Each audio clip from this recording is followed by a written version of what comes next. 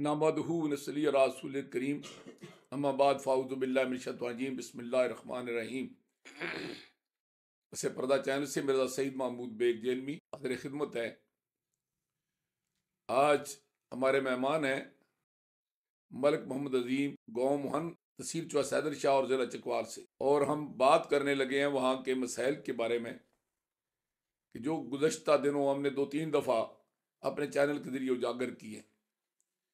हमें खुशी इस बात की है कि अजीम भाई ये बताते हैं कि हम 2017 से चीखो पुकार कर रहे थे, हमारे साथ जो ज्यादती हो रही थी उस पर आवाज़ उठा रहे थे। बजाय इसके कि हमें हमारे लिए किसी किस्म की कोई तारीफ होती, उल्टा हमारे ऊपर FIR काटी गई और हमें जेलों में डाला गया। लेकिन पसे पर्दा चैनल की तरफ से आवाज़ उठाने पर अब वो समझते हैं कि हमारा मामला अब सूबाई और कौमी सतह पर भी उजागर हुआ है, और अब वहाँ के चकवाल ज़िला की मशीनरी भी जो है चौसा हैदर शाह की सरकारी मशीनरी तक AC और पुलिस ने भी मौका भी विज़िट किया है, और ये उम्मीद करते हैं कि अब वहाँ हालात बेहतर होंगे। मैं आगे कोई बात करने से पहले मैं चंद मिनट के लिए अजीम भाई से दरख्वास्त करूँगा कि आप अपने इस मौजू पर कुछ ख्यालात का इजहार करें। जी अजीम भाई। औज़ु बिल्लाहि मिनश शैतानिर रजीम बिस्मिल्लाहिर रहमानिर रहीम। जो हमारे अंकल मिर्ज़ा महमूद जेलमी साहब ने ये आपको जो बातें की, मेरे वालिद साहब फौत हुए थे तो मिर्ज़ा साहब मेरे घर आए हैं। इन्होंने जिस टाइम इलाका देखा तो इन्होंने हमारे इलाके के बारे में कुछ हाल हवाल पूछा और कुछ अपनी पुरानी दास्तान भी बताई कि हम 40-50 साल या 20 साल 22 साल पहले गुजरे हैं, तो इधर के लोगों का कलर, पहाड़, इनकी रंगत कोई अच्छी थी। तो मैंने गुजारिश की कि अंकल ये 2017 से लेकर आज 2023 हो गया, 12वां महीना था, उस टाइम दिसंबर ही था, वो भी ख़त्म हो गया है। और चौकी बिशारत से लेकर चीफ जस्टिस ऑफ पाकिस्तान तक ये हमने दरख्वास्तें दी, एहतजाज किया इस गरीब वाल सीमेंट फैक्ट्री से, और कोई ऐसा MPA, कोई MNA, कोई सियासी कारकुन नहीं है जिनके पास मैं नहीं गया। और मुझे तहफ़्फ़ुज़ देने के बजाय बल्कि दबोचा गया। DPO मेमन साहब भी थे, उस दिन भी आपसे मैंने बात की है। खैर, हमारे अंकल ने ये आवाज़ उठाई, ये हमारे दुख सुन के, कि कोई बंदा भी नहीं सुनने वाला कि ज़िला चकवाल की तो मशीनरी भी बहुत अच्छी है, लोग भी अच्छी हैं, सियासी समाज कारकुन भी हैं, लेकिन ये भी हमारा ज़िला जेलों पुराना साहब का जिला जेलों में है, चकवाल से तो काम नहीं हो सका। ये जो 1-2 पस पर्दा चैनल से जो अंकल की वीडियो बनी, जो इन्होंने आवाज़ हमारी उठाई, उस दौरान ये हमारे जो साफ़ी हैं, हमारे इलाका के बिशारत चौसा हैदर शाह या डिस्ट्रिक्ट चकवाल है, उन्होंने पस पर्दा चैनल की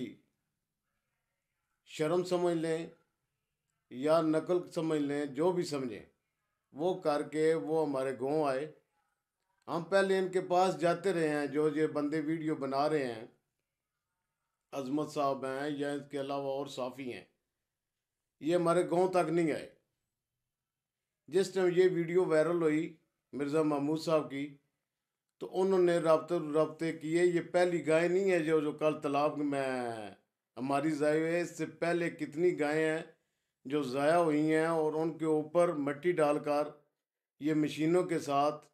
दबोचा गया, बल्कि ये क्रैशर में भी गायें बकरियां हमारी चली गई हैं। अब वो आए हैं,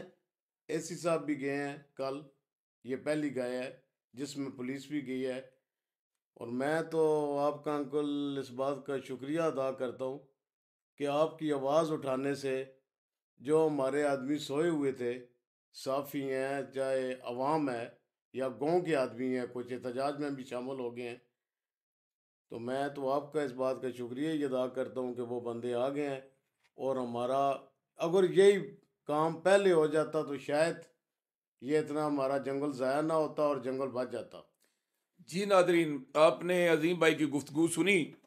हमें एक तरह से खुशी भी हुई कि हमने ये जो नेक काम शुरू किया है, जहाँ सहाफ़त के और समाजी ज़िंदगी और सियासत के साथ साथ ये जो इस चैनल के ज़रिए सोशल मीडिया पर अपने मुल्क, अपने इलाके और अपने लोगों की खिदमत शुरू की है, उसके को असरात मस्बत निकल रहे हैं। तो इसका पस मंजर यूं है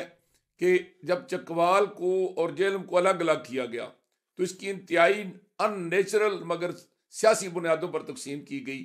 कि वो जो इलाका था उस इलाके की पोजीशन ये थी कि जितने पानी के ज़ख़ायर थे, जितने मादनियात के ज़ख़ायर थे, जितनी चरागाहें थी और जितना वो खूबसूरत इलाका था जो गर्मियों में हमारे लिए मरी से कम नहीं होता था, वो उसका शॉर्ट रेंज का इलाका जिसमें जंगड़ जो चौसैदर शाह का इलाका कहलाता है, कहून और वनहार जिसमें कलर कार और बछाल मियानी का इलाका कहलाता है, ये तहसील पिंड दादर खान का हिस्सा काट के जेलम की बजाय चकवाल को दे दिया गया। एक तो सदियों से जो हमारी आपस में रिश्तेदारियां थी, तल्लक थे, मोहब्बतें थी, रिश्ते थे, बिरादरियां एक थी कि मसलन वनहार और थल्क में जो बिरादरियां हैं वो तकरीबन आपस में मिलती जुलती हैं। जो कहून की बिरादरियां हैं वो क्यूड़ा और पिंडदान खां के साथ मिलती हैं, और जो झगड़ की बिरादरियां हैं वो फफरा के साथ और इसकी गरजाक और जालब के साथ मिलती हैं। वो हमारी सदियों की जो हमारे रिश्ते नाते थे वो भी ख़त्म हो गए और हम आपस में अलग ही हो गए, जैसे इंडिया और पाकिस्तान तकसीम हुआ। लेकिन उससे जो मसाइल पैदा हुए वो ये कि हम जो थे पिंड दादर खान के लोग, हमें हमारे ऊपर वो फैक्ट्रियों की गर्दो गुबार और उनकी आलूदगी जो वहाँ पर आती थी, लेकिन उसकी आमदन जो है उसमें हमारा कोई हिस्सा नहीं था, नौकरियों में हमारा कोई हिस्सा नहीं था। और आप जब वहाँ देखें धुएं के बादल हमने कई दफ़ा आपको दिखलाए हैं कि वहाँ तप दिक और कैंसर की बीमारियाँ जो है आम थी, और बेरोजगारी की इंतहा ये थी कि जितनी भी काम की नौकरियाँ थी वो कराची और लाहौर को दी जाती थी, और हमें वो पत्थर के ज़माने की नौकरियाँ मिलती थी कि पहाड़ों में चौकीदारा हमें मिलता था या पत्थर हमने तोड़ने होते थे। और ये इलाका जो था इसको कम से कम एक एडवांटेज हासिल था, जो इलाका हमसे अलग हुआ था, ये जिसको जंगड़ या आप तहसील चौसैदर शाह कह लें,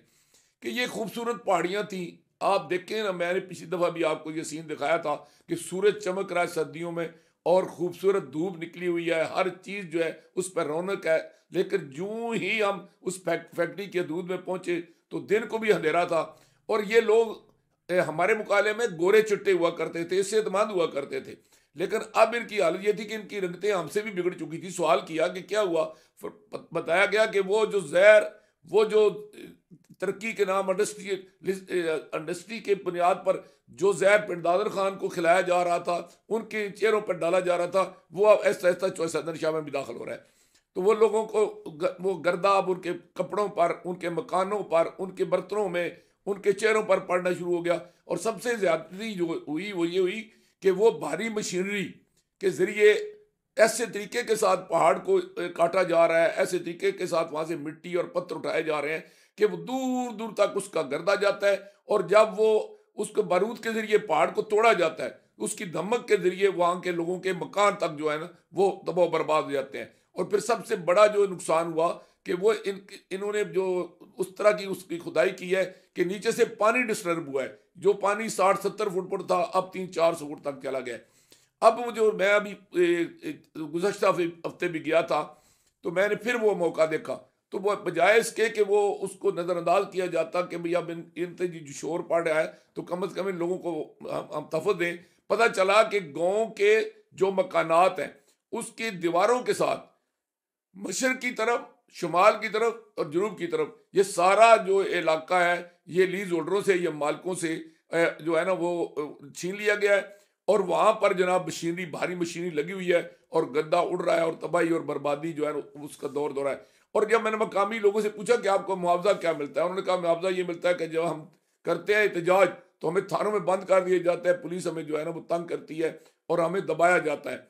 और मैंने वहाँ देखा कि जो गरीब लोग थे वो वहाँ उन्होंने खाना साथ बांधा हुआ था और नीचे की तरफ जा रहे थे, शाम का टाइम था। सवाल किया क्या जी हम तो यहाँ चौकीदारा करते हैं। और जब उनसे तनख्वाह पूछी किधर है लेबर एक्ट पर अमल कराने वाले, सोशल सिक्योरिटी वाले क्या किधर है, इस मुल्क की इंतजामिया किधर है एसी किधर है डीसी किधर है जनाब पंजाब की गवर्नमेंट जो के हुकूमत पंजाब ने जो बुनियादी उजरत मुकर्रर की हुई है वो कहीं 30,000 32,000 35,000 तो देना जो मुकर्रर है। वहां क्या मिल रहा है, किसी को 18,000 मिल रहा है, किसी को 16,000, किसी को 20,000, किसी को 22,000। और उल्टा यह है कि जब गरीब किसी मजबूरी की वजह से एक आध घंटा लेट होते हैं या छुट्टी करते हैं, वो भी उनको काट ली जाती है। तो वहां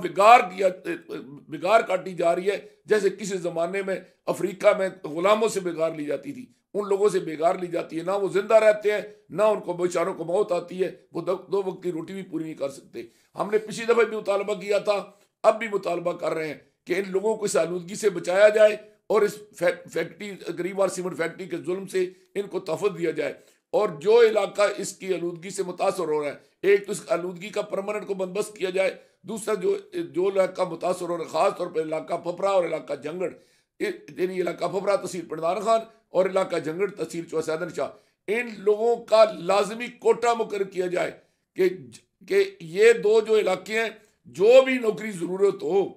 गरीबार सीमेंट फैक्ट्री में, वो खा छोटी नौकरी हो या बड़ी हो, पहले इन दो इलाकों से जो है ना बच्चे लिए जाएं। अगर वहां ना मिले तो फिर उसके बाद तहसील पिंडान खां और तहसील चौसा से लिए जाए, ये तहफ़्फ़ुज़ दिया जाए। दूसरा, इनकी ज़मीनों का जो इनको ले रहे हैं उसका मुआवजा इस तरह दिया जाए कि उनको कीमत अदा की जाए, लेकिन मलकियत इनकी ना ख़त्म की जाए, और ताकि ये मालिक भी रहे और इनको जो इनकी ज़मीनों का सारा फ़ायदा तो वो ले रहे हैं उसका मुआवजा मिले, और आबादियों को मुतासर ना होने दिया जाए, और वहाँ बारूद का इस्तेमाल ना किया जाए, वहाँ पानी को डिस्टर्ब ना किया जाए। और अगर पानी डिस्टर्ब हो तो वहाँ फैक्ट्री के खर्चे से वहाँ पर मुफ्त बोर करा के दिया जाए, मकानों का सर्वे किया जाए, या तो फिर इनको